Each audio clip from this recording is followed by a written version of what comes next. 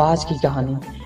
ये इतनी मोटिवेशनल कहानी है कि आपको सुनकर मज़ा आ जाएगा। पूरी दुनिया में पक्षियों की 10,000 से भी ज़्यादा प्रजातियां पाई जाती है। सभी के वहीं 2 पंजे, 2 पंख, एक गर्दन होती है, लेकिन इनमें से एक पक्षी ऐसी है जिनकी एक अलग ही पहचान है, जो आसमान का सीना चीर के हजारों मीटर ऊपर 120 किलोमीटर पर घंटा की रफ्तार से उड़ता है, जो खुद के कई गुना अधिक वजन के शिकार को भी अपने पंजों में दबोच कर उड़ जाता है। और इसी के लिए उसे पक्षियों का राजा कहा जाता है, जिसे हम बाज के नाम से जानते हैं। और एक बाज इतना ऊंचा मुकाम हासिल करता है अपनी ट्रेनिंग और अपनी पुनर्जन्म की वजह से। अगर आप भी इस दुनिया में एक मुकाम हासिल करना चाहते हैं तो एक बाज बनने को पूरा सफ़र आपको जानना बहुत ज़रूरी है, क्योंकि 25 से 30 की उम्र तक आने के बाद भी लोगों को रिस्क लेने से डर लगता है, लेकिन एक बाज के जीवन की शुरुआत ही रिस्क से होती है। जिस उम्र में बाकी पक्षियों के बच्चे सिर्फ ची ची करना सीखते हैं, उस उम्र में एक मादा बाज अपने बच्चों को पंजों में दबोचकर हजारों मीटर आसमान की ऊंचाइयों में उड़ जाती है, उसे ये बताने के लिए कि तेरा जन्म आसमान का सीना चीर के सबसे ऊपर उड़ने के लिए हुआ है। तेरा जन्म पक्षियों का बादशाह बनने के लिए हुआ है। जमीन से हजारों मीटर ऊपर ले जाकर मादा बाज अपने पंजों से उसे छोड़ देती है, और यहीं से शुरू होती है उसकी हाई रिस्क ट्रेनिंग। जो वो चूजा जमीन की तरफ तेजी से गिरने लगता है, थोड़ा नीचे आता है तो उसके पंख खुलने लगते हैं। नीचे आते आते वो अपने पंख फड़फड़ाने लगता है, लेकिन वो अभी तक उड़ना नहीं सीखता है। वो जमीन से कुछ ही ऊपर होता है, ऐसा लगता है कि कुछ ही सेकंड में उसका जीवन समाप्त हो जाएगा, लेकिन अचानक एक पंजा उसे अपने गिरफ्त में लेता है और वापस आसमान में उड़ जाता है।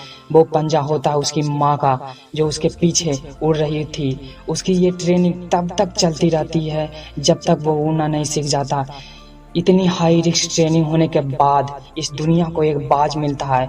बारिश के वक्त जब सारे पक्षी आश्रय की तलाश करते हैं, तब यही बाज उसी बारिश में आसमान की चीरते हुए ऊपर निकल जाता है और बादल से कहता है कि तू बरस ले, कितना बरसेगा, और फिर नीचे आकर चैलेंज करता है। एक बाज की उम्र लगभग 70 साल की होती है। जब वह 40 साल का होता है तब एक परेशानी उसकी ज़िंदगी में मौत बनकर आती है, जो आपकी परेशानियों की तुलना में बहुत ही बड़ी होती है, क्योंकि 40 की उम्र में बाज की चोंच इतनी मुड़ जाती है कि उसे शिकार निगलने में बहुत परेशानी होती है।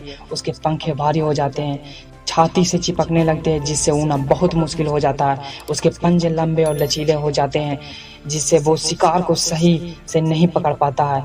अब उस बाज के पास सिर्फ 3 रास्ते होते हैं। वो अपने शरीर त्याग कर सकता है, गिद्ध की तरह छोड़े हुए भोजन पर निर्भर हो जाए, और सबसे कठिन और पीड़ादायक रास्ता अपने आप को पुनः स्थापित कर फिर से आसमान का सीना चीर कर उड़ने का। और वो इसी तीसरे को चुनता है। अपने पास के सबसे ऊंचे चोटी पर पहुंच जाता है, वहां पर अपना घोंसला बनाता है, और फिर शुरू होता है परेशानियों को जड़ से उखाड़ कर आसमान में उड़ने का सफर। वो अपनी चोंच को एक चट्टान पर मार मार कर तोड़ देता है, लहूलुहान हो जाता है और इंतजार करता है नई चोंच के आने का। इसके बाद अपने नई चोंच से अपने पंजों को काट लेता है और फिर इंतजार करता है नए पंजों के उग जाने का।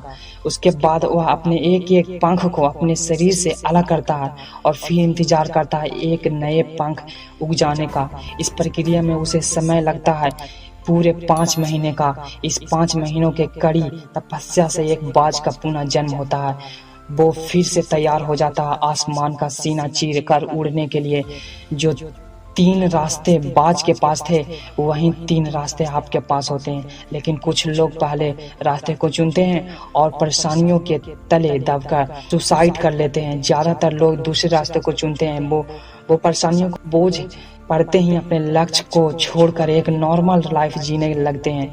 और कुछ वो लोग भी होते हैं जो इन परेशानियों को ताल मार कर अपनी मेहनत के दम पर बाज की तरह आसमान की बुलंदियों को छूते हैं। दोस्तों, आज की इस ट्रेनिंग हमें बहुत बड़ी सीख देती है कि अगर रिस्क लेना पड़े तो लो, कि अपने फील्ड में अपने आप को इतना ट्रेंड कर लो कि उस फील्ड में आपसे ऊपर उड़ने के बारे में सोच कर लोगों के पसीने छूट जाएं, तभी आप अपने फील्ड के बादशाह कहलाओगे। दोस्तों, यदि आपको यह चैनल अच्छा लगा होगा या फायदेमंद लगा होगा या सुनने में बहुत ही पसंद आया होगा तो लाइक चैनल को सब्सक्राइब जरूर कीजिएगा। Thank you.